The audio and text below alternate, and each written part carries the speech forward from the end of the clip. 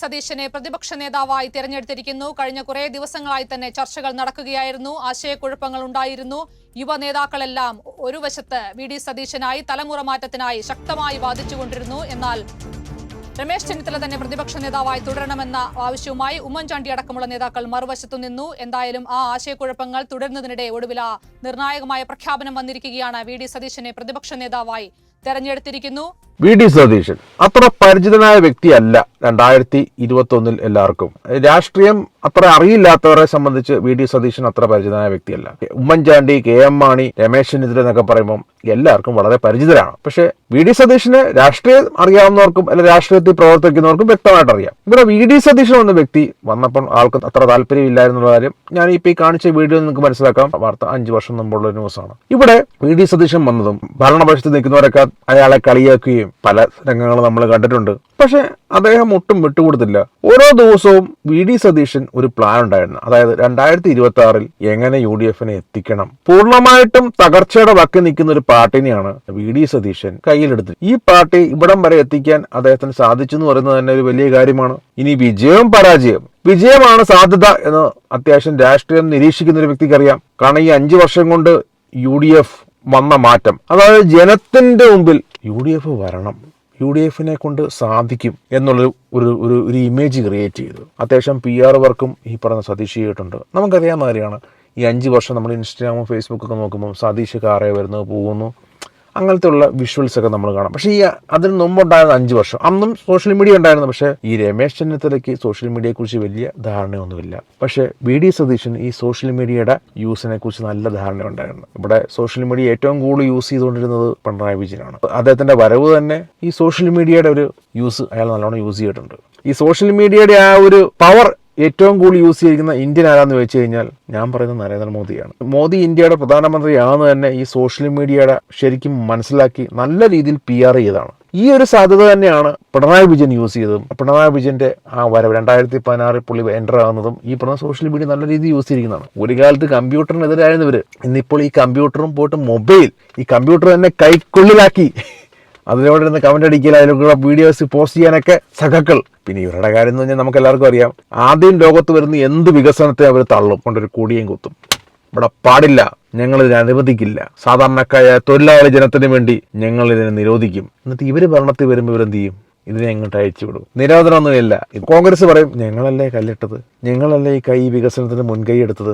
നിങ്ങൾ കല്ലിട്ട്, ഈ കല്ലിട്ടെന്നും വേണം പറഞ്ഞാൽ നടക്കാൻ നിങ്ങൾക്ക് നാണയില്ലേ? എന്തെല്ലാം കല്ലിടും, എന്നിട്ട് അതിനകത്ത് ക്രെഡിറ്റ് പിടിക്കാൻ നടക്കുവാണ്. ഈ ഒരു സിറ്റുവേഷൻ നിൽക്കുമ്പോഴാണ് വി.ഡി. സതീശൻ വന്നിരിക്കുന്നത്. വി.ഡി. സതീശൻ ഓരോ കാര്യങ്ങളും ചോദിക്കുമ്പോൾ നിങ്ങൾ ശ്രദ്ധിച്ചിട്ടുണ്ടോ? ഭരണപക്ഷത്ത് ഇരിക്കുന്നവർ ശരിക്കും വേർക്കാറുണ്ട്, അവർ അസ്വസ്ഥരാകാറുണ്ട്. വി.ഡി. സതീശന്റെ ഒരു പ്രത്യേകത എന്ന് വെച്ച് കഴിഞ്ഞാൽ പുള്ളി വളരെ കാമായിട്ടിരിക്കും. പറയേണ്ട കാര്യങ്ങൾ വ്യക്തതയോടെ പറയും. അല്ലാതെ ഇപ്പൊ ഒരു പോയിന്റ് പറയാൻ, ഇപ്പം ഒരു പർട്ടിക്കുലർ പോയിന്റിനെ കുറിച്ച് സംസാരിക്കുമ്പം അദ്ദേഹം അതിൽ നിന്ന് വിട്ടുപോകാതെ ടൈറ്റ് ചെയ്ത് ഇപ്പൊ ഒരു കാര്യം അവതരിപ്പിക്കുന്നപ്പോൾ നിങ്ങൾ ശ്രദ്ധിച്ചിട്ടൊന്നും നടത്തില്ല. അത് പുള്ളി ഒന്ന് ചെറുതായിട്ട് ടൈറ്റ് ചെയ്ത് ഇങ്ങനെ ടൈറ്റ് ചെയ്ത് അവസാനം അത് കൊണ്ടങ്ങ് മുറുക്കും. അത് പുള്ളിയുടെ രീതിയാണ്. നമ്മൾ ശ്രദ്ധിച്ച അയാളുടെ സ്പീച്ച് ആണെങ്കിലും, കാരണം മറ്റ് ലീഡേഴ്സ് ഇതിൽ നിന്ന് വ്യത്യസ്തനാക്കുന്നതാണ് ഞാൻ മനസ്സിലാക്കിയത്. പിന്നെ പറവൂറിനെ കുറിച്ച് പറയുമ്പോൾ പറവൂരിലെ ആൾക്കാർ പറയുന്നുണ്ട് 5 വർഷമായിട്ട് പുള്ളി അങ്ങോട്ട് വരവില്ലായിരുന്നു വലിയ കാര്യമായിട്ടെന്ന് പറയുന്നുണ്ട്. അതിനുള്ള കാരണം ഞാൻ മനസ്സിലാക്കിയത് 5 വർഷമായിട്ട് ഇദ്ദേഹം ഇവിടെ തന്നെ തല പുകച്ച് എങ്ങനെ LDF-നെ താഴെയിട്ട് കയറാൻ പറ്റും.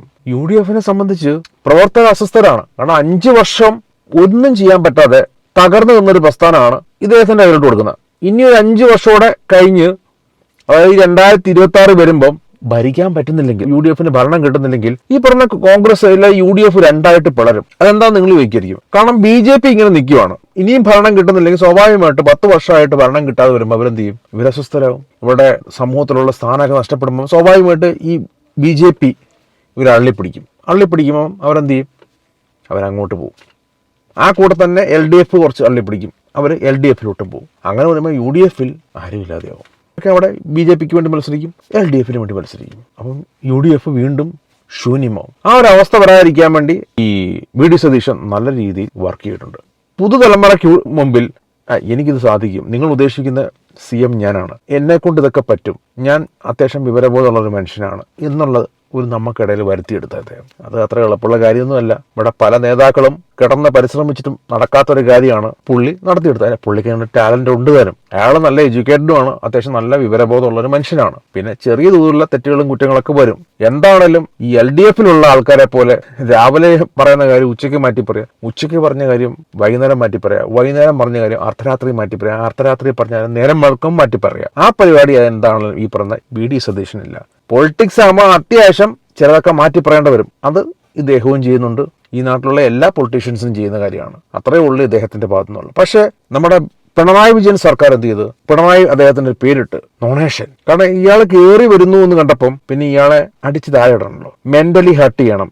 പിണറായി വിജയനും കൂട്ടർക്ക് ഒരു നാടൻ ഭാഷ പ്രയോഗമുണ്ട്. അത് ഈ മനസ്സിനെ ഇൻസൾട്ട് ചെയ്യുന്ന രീതിയിലുള്ളതാണ്. ചെറ്റ, പരനാറി, വീട്ടിൽ പോയി പറഞ്ഞാൽ മതി. അതായത് ഒരു ചോദ്യം ചോദിക്കുന്ന ആൾക്കാരെ ഇൻസൾട്ട് ചെയ്യുക. അതുകൊണ്ട് അവർക്ക് എന്തെങ്കിലും നിക് നെയിംസ് ഇട്ട് കൊടുക്കുക. ഇപ്പം നമുക്കറിയാം നരേന്ദ്രമോദി സർക്കാർ കേന്ദ്രത്തിൽ ഇരിക്കുമ്പം പപ്പു, ഈ പപ്പു എന്ന് കൊടുത്തിട്ട് അവരുടെ വാട്സപ്പ് ഗ്രൂപ്പിലൊക്കെ അവർ ക്യാപ്സൂലായിട്ട് ഇറക്കും. പപ്പു പപ്പു പപ്പു പപ്പു ഇങ്ങനെ ചെയ്ത് വീഡിയോ ഇടുമ്പോൾ ഇപ്പോൾ ഇവിടെ പപ്പു എന്ന് എഴുതി വെച്ചേക്കും. അതുപോലെ നോണേഷൻ. സതീഷിനുള്ള ഏറ്റവും വലിയ ദേഷ്യം LDF എന്ത് പറഞ്ഞാലും അതിന് തിരിച്ചു പ്രതികരിക്കും. ഉമ്മൻചാണ്ടി ആണെന്നുണ്ടെങ്കിൽ ചിരിച്ചു തള്ളിക്കളയുള്ളൂ. ഈ അടിച്ച് അന്നനാളത്തിലോട്ട് ഇട്ട് കൊടുക്കാന്ന് പറയാം. നമ്മുടെ മലയാളത്തിന്റെ പദമുണ്ട്, നമ്മുടെ നാട്ടുകാർ പറയുന്നതാണ്. VD സതീശൻ കൊടുക്കാൻ മിടുക്കനാണ്. പുള്ളിയുടെ മുമ്പിൽ മീഡിയാസ് വരുമ്പം പുള്ളി നല്ല രീതിയിൽ ഈ സാധനം ഇട്ട് കൊടുക്കുന്നുണ്ട്.